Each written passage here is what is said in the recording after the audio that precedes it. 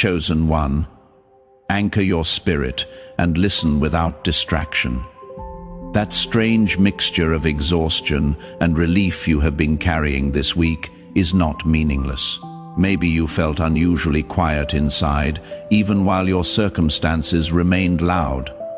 Perhaps you woke up around 3 o'clock in the morning with your heart racing, sensing that something had changed before you had any proof. Or maybe you have been watching people, opportunities, and old patterns fall away, wondering whether you were being rejected or redirected. You passed, not because everything was perfect, but because you kept your integrity when nobody was applauding. Type Amen if you felt this in your spirit. The enemy has been pressing against you right now for one reason. The test is over, and what was hidden is about to be revealed. It is time to tell you everything. The confusion, the delay, and the emotional warfare begin losing their power now. And this shift is not luck. It is connected to what you chose when you could have reacted, returned, compromised, or surrendered. Think back to that moment this week when you stayed silent, walked away, or refused to chase someone for an explanation. You thought you were losing your chance. You did not know that restraint was your evidence. That decision proved you were ready for what you had been praying to receive. You did not find this message by accident. The algorithm may have delivered it to your screen, but divine timing brought it into your awareness. This is a spiritual appointment at the boundary between what was concealed and what is about to become clear. Stay with me because I am going to reveal what this test was actually measuring. Expose the lie that made you question your worth, and give you a decree to speak over this next chapter. Do not leave before the verdict. Your future self needs the clarity you are about to receive. The enemy has been whispering that you failed, that the delay means denial, and that one imperfect decision disqualified you. But Psalm 105:19 says, "Until the time that his word came, the word of the Lord tested him." That test did not destroy you. It prepared you. The heaviness you feel is not punishment. It is the weight of completion. You are not starting over. You are standing after the test. Type 333 if you know this message was sent for you right now. And now the truth is ready to be revealed. And now that your spirit has recognized the weight of this moment, do not rush past it. Some messages do not just inform, they activate. If something stirred deep in your spirit just now, you may be ready to receive the Chosen One's blueprint. This sacred guide reveals the 8 divine patterns behind your calling, your suffering, and your destiny. It also comes with the full audiobook, so you can absorb it during prayer, rest, or quiet moments with God. And for those called to speak His truth, you will also receive Activating Your Prophetic Mantle, a powerful bonus ebook for those carrying a prophetic assignment.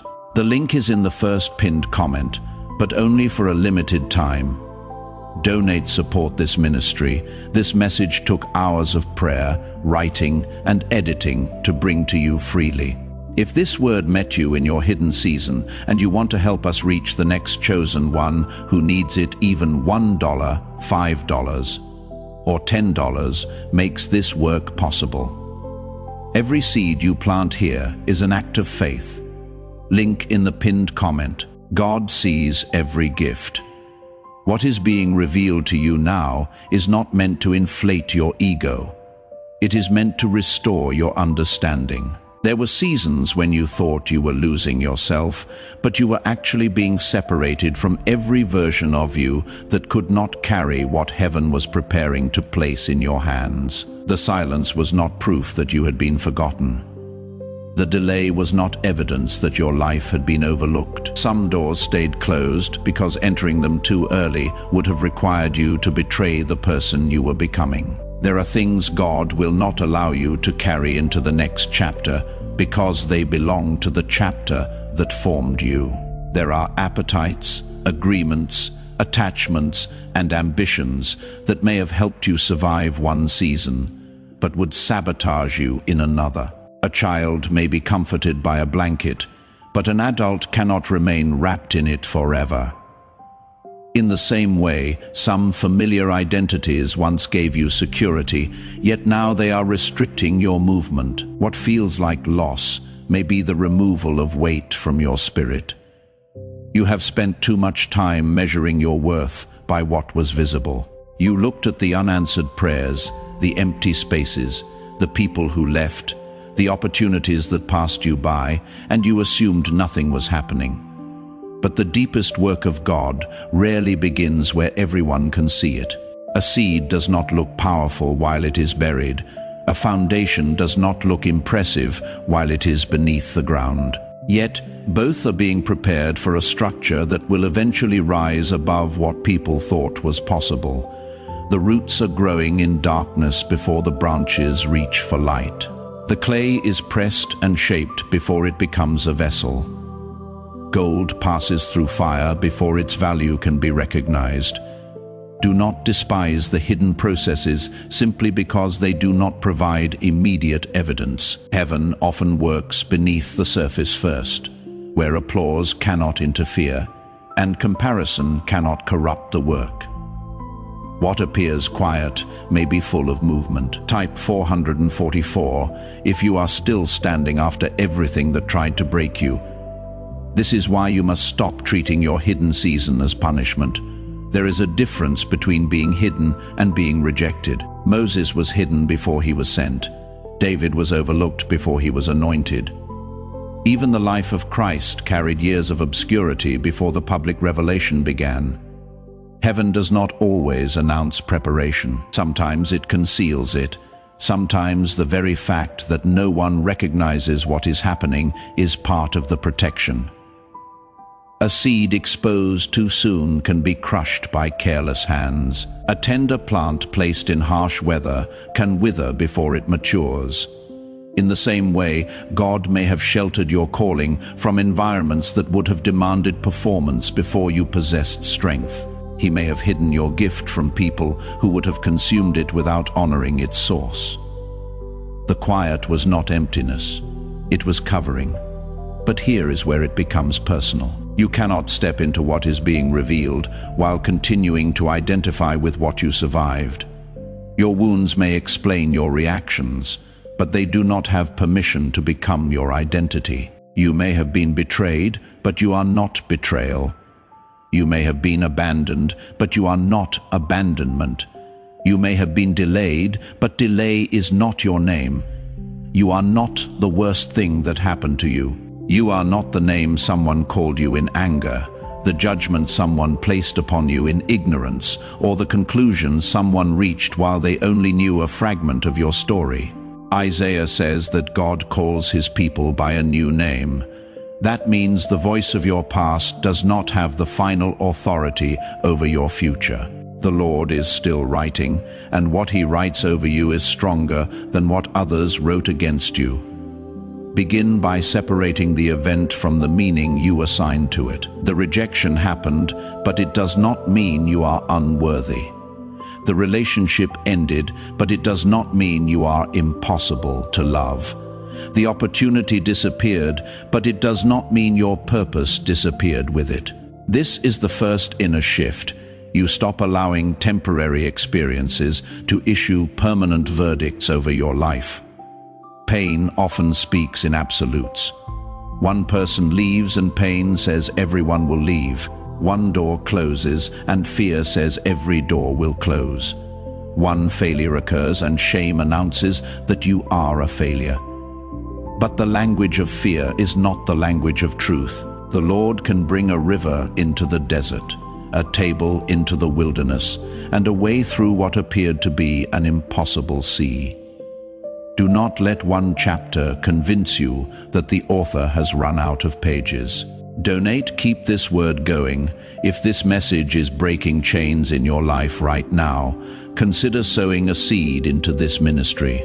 We create this content without ads, without paywalls, purely by faith and the generosity of people like you. $3, $7, $21, whatever God places on your heart. Your giving helps us reach thousands more chosen ones still in their hidden season. Link in the pinned comment. Thank you for partnering with us. And once you stop agreeing with those false verdicts, you begin to notice the patterns beneath them. You will see that certain situations kept repeating, not because you were cursed, but because a familiar belief kept attracting familiar choices. You kept over-explaining yourself to people committed to misunderstanding you. You kept shrinking your vision so others would not feel threatened. You kept calling your exhaustion humility when underneath it, you were afraid that saying no would make you unlovable. You may have mistaken being needed for being valued or being busy for being fruitful.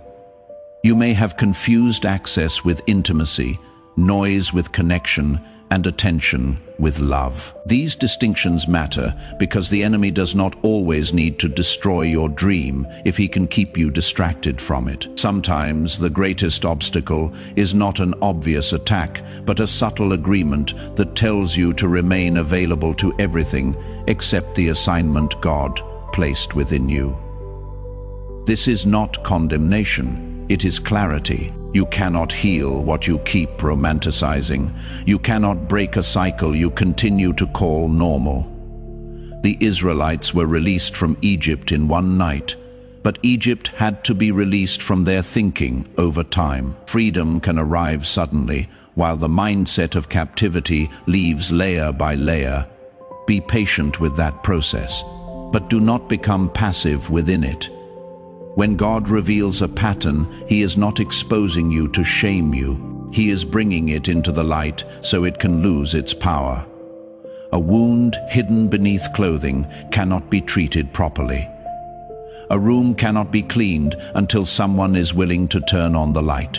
Let truth enter the places you have avoided, not as a weapon against yourself, but as medicine for your soul. So begin observing yourself without contempt. Watch what you tolerate when you are afraid.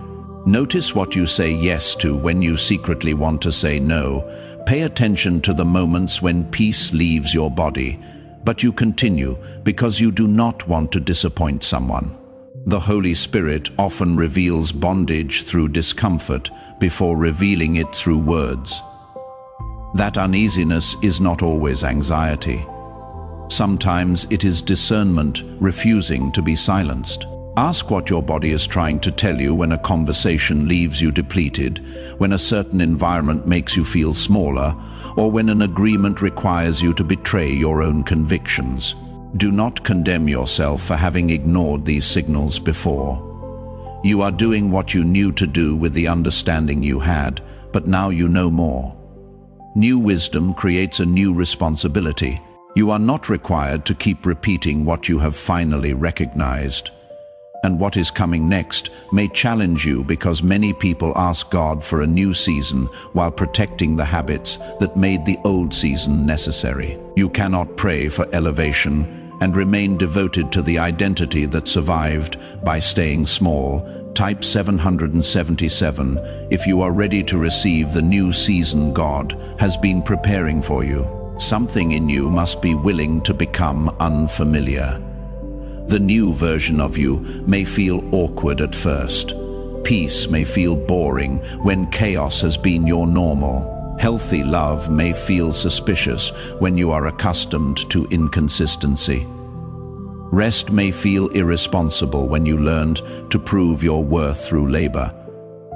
Do not return to what is familiar simply because growth feels strange. A new garment feels different before it becomes comfortable. That willingness begins with your boundaries. A boundary is not a wall built from bitterness. It is a gate that decides what may enter and what must remain outside. Nehemiah rebuilt Jerusalem's walls because restoration without protection would have been temporary. In the same way, your healing will remain fragile if everything that wounded you still has unrestricted access to your mind, your time, and your spirit. A boundary may be a quiet no, It may be a delayed response. It may be choosing not to defend yourself against an accusation designed to provoke you. It may be refusing to continue a pattern simply because your family has practiced it for generations. Boundaries are not punishment. They are stewardship. Proverbs says to guard your heart, because from it flow the issues of life. Guarding does not mean closing your heart to love. It means refusing to hand the keys of your inner life to people who have demonstrated that they will misuse them. You do not need to explain every boundary to people who benefited from your lack of one. You do not need permission to protect what God is rebuilding in you. There are conversations you must stop having, environments you must stop returning to, and emotional debts you must stop paying. Not everyone who misses the old version of you is entitled to the new one. Some people will call your healing selfish because your pain made you convenient. Some will accuse you of becoming distant when you are simply becoming discerning. Allow their opinions to pass without becoming commandments. You can remain kind without remaining accessible to harm. You can forgive someone and still refuse to place them back in the position from which they wounded you. But do not mistake separation for superiority. The purpose of being set apart is not to make you feel above people. It is to make you available for what you could not hear while surrounded by constant noise. Elijah did not discover the whisper in the earthquake, the wind, or the fire. He recognized it in the stillness. Some instructions will never become clear while you are addicted to everyone else's opinion. Being set apart is not an invitation to despise the world. It is an invitation to serve it from a place of alignment. Jesus withdrew to pray, yet he returned to minister. Moses climbed the mountain, yet he came down carrying instruction for the people. Solitude is not the final destination. It is where your motives are purified, your hearing is sharpened, and your strength is renewed before you re-enter the noise. Create space for silence. Put down the phone, sit with God without demanding an immediate answer. Let your nervous system learn that stillness is not danger. In the quiet, you may discover that the voice you called confusion was actually conviction, and the voice you called wisdom was fear rehearsing old disappointments. Read the same passage slowly. Take a walk without filling every moment with sound. Breathe before you respond. Give God enough room to interrupt the script you have been rehearsing. Silence will not always give you a dramatic revelation. Sometimes it will simply return you to yourself, and in that restored awareness, you will recognize what you had been trying not to know. But first, this has to land. Not every closed door is an attack. Some closures are mercy, some losses are divine interruption. Some people were removed because their presence gave you access to a version of yourself you had already outgrown. You kept asking why they left, while heaven was asking why you kept trying to bring them into a future they were never assigned to enter. There are doors you begged God to open that He was protecting you from walking through. At the time, the refusal felt cruel. Later, you understood that what you called denial was deliverance.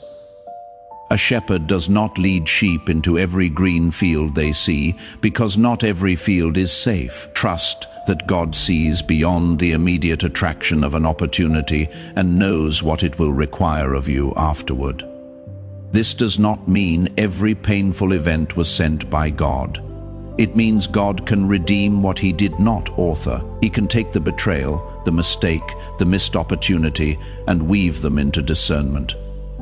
Ruth did not know that leaving Moab would lead her into a lineage of kings. She only knew that obedience required her to walk away from what was familiar. Your next chapter may begin with a departure that feels like an ending. The empty road may become the road to your promise. The season when you have less company may become the season when you discover greater clarity. Do not measure obedience by how celebrated it feels. Ruth walked with uncertainty, carrying loyalty and courage into a future she could not yet see. Sometimes faith is simply taking the next step with enough light for that step, not enough light for the entire journey. As you move forward, you must also learn to distinguish preparation from procrastination. There is a holy waiting, and there is a fearful delay. Holy waiting develops your capacity. Fearful delay protects your excuses. One is guided by wisdom, the other is disguised avoidance. Ask yourself what you already know to do. You may be waiting for a sign to begin the thing God has already confirmed through repeated conviction. You may be asking for more clarity because action would expose you to criticism.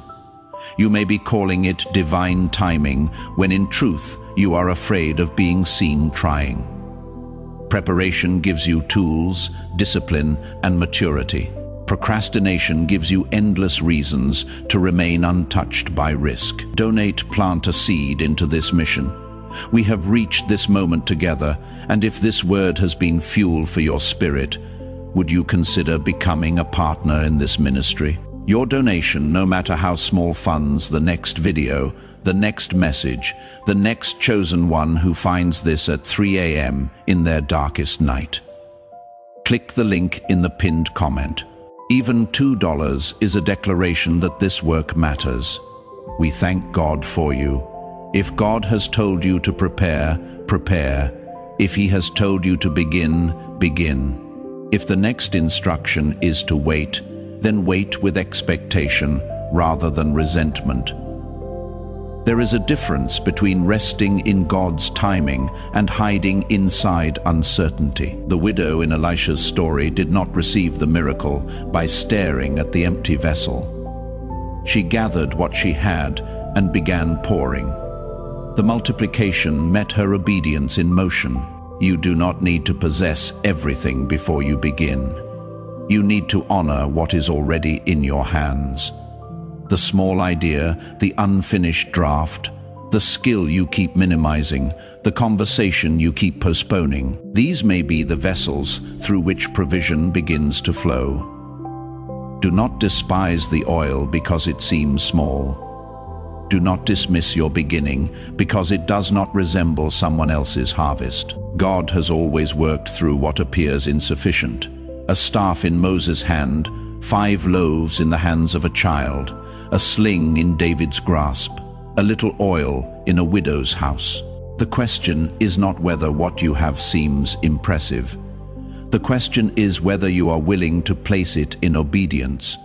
And as you act, do not expect everyone to understand. One of the hidden tests of a calling is whether you can continue without constant confirmation from people who cannot see what you see. Noah built before the rain was visible. The builders of the temple continued despite opposition and ridicule. Faith is not pretending there are no questions. Faith is refusing to let unanswered questions cancel a clear instruction. Some assignments will look unreasonable to those who have never received the burden of them. Do not demand that people carry a vision they were never given. Seek wise counsel, but do not confuse counsel with consensus. If everyone must understand before you obey, you will remain trapped at the edge of every new beginning. A candle does not need the whole room to agree that it should burn. Still, wisdom matters. You are not being called to move impulsively or prove yourself through exhaustion. Divine movement does not require you to destroy your health, abandon your responsibilities, or ignore counsel. The goal is not frantic activity. The goal is aligned obedience. Sometimes the most spiritual thing you can do is rest, because rest declares that your worth is not dependent on constant production. Even Jesus slept in the boat while the storm raged. Rest did not mean the storm was unreal. It meant the storm was not Lord. You can pause without forfeiting your promise. You can breathe without falling behind. You can create a rhythm that allows your body, mind, and spirit to remain available for the work. A burned-out vessel cannot pour clean water for long. This brings you to a deeper battle, the struggle between receiving and earning. You have been trained to believe that love must be purchased through usefulness. You serve until you disappear. You give until resentment grows. You become indispensable because being needed feels safer than being known. But God is not asking you to earn what He desires to give. Grace cannot be negotiated. Identity cannot be achieved through exhaustion. You are allowed to receive help. You are allowed to be celebrated. You are allowed to experience goodness without waiting for disaster to justify it. The older brother in the story of the prodigal son was physically close to the father's house, but emotionally distant from the father's heart. He had access, yet he lived like a servant trying to earn what had already been offered as belonging. You may have been taught that receiving makes you weak or indebted, but receiving can be an act of humility because it admits that you are not meant to carry everything alone. The body of Christ is built on mutual grace, not isolated performance. Let someone encourage you. Let someone pray for you. Let God love you before you have completed the assignment. Do not repeat that pattern. Stop standing outside your own inheritance, waiting for someone to tell you that you are permitted to enter. The door may be open, but you keep asking whether you are worthy enough to walk through it. Worthiness is not the foundation of grace. Surrender is. And here is another layer. You must release your attachment to being understood by those who are committed to a limited version of you. There are people who only know how to relate to your pain. When you become peaceful, disciplined, and focused, they may accuse you of changing as if change were betrayal. Let them misunderstand what they cannot control. Jesus healed the man at the pool of Bethesda, and suddenly the man had to carry a mat that represented the very place where he had been lying. Your testimony may require you to carry evidence that reminds people of the condition they thought would define you. Do not hide the mat. Do not return to the pool to make others comfortable. The place where you were stuck is now proof that you moved. But if you are honest with yourself, there is something beneath the need to be understood. Sometimes you are not seeking clarity from others. You are seeking permission. You want the people who wounded your confidence to become the ones who restore it. You want the person who dismissed you to finally recognize your value. You want the family member who doubted you to applaud your obedience. That desire is human, but it can become a prison. If your peace depends on their recognition, they still possess authority over your life. Joseph did not need his brothers to approve his destiny before he walked in it. Their jealousy became part of the story, but it did not become the author of the ending. Coming up is the part most people avoid.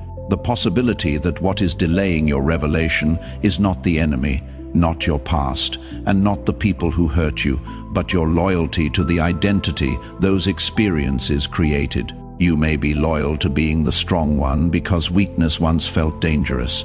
You may be loyal to being overlooked because visibility carries responsibility. You may be loyal to chaos because peace feels unfamiliar. You may even be loyal to struggle because struggle has become the evidence you use to prove that you are chosen. But suffering is not the only proof of purpose. You do not have to remain wounded to remain deep. You do not have to stay poor to remain humble. You do not have to be lonely to remain spiritually pure. You do not have to keep reliving betrayal to prove that you learned from it. This is the confrontation. Are you willing to let God bless you beyond the identity that kept you alive? Survival taught you to anticipate disappointment, but purpose requires you to anticipate possibility. Survival taught you to guard every resource, but purpose may require generosity. Survival taught you to hide your gifts until the environment felt safe, but purpose may require you to be faithful before you feel fearless. That does not mean abandoning discernment. It means refusing to confuse discernment with suspicion. Wisdom notices patterns. Fear invents threats everywhere. Wisdom creates boundaries. Fear builds prisons. wisdom prepares. Fear endlessly postpones. The unexpected truth is that your breakthrough may not feel like a dramatic explosion. It may feel like a quiet decision you make repeatedly. You stop checking whether they responded. You stop reopening the door. You stop negotiating with the voice that tells you to wait until you are perfect. You wake up and choose peace before the circumstances change.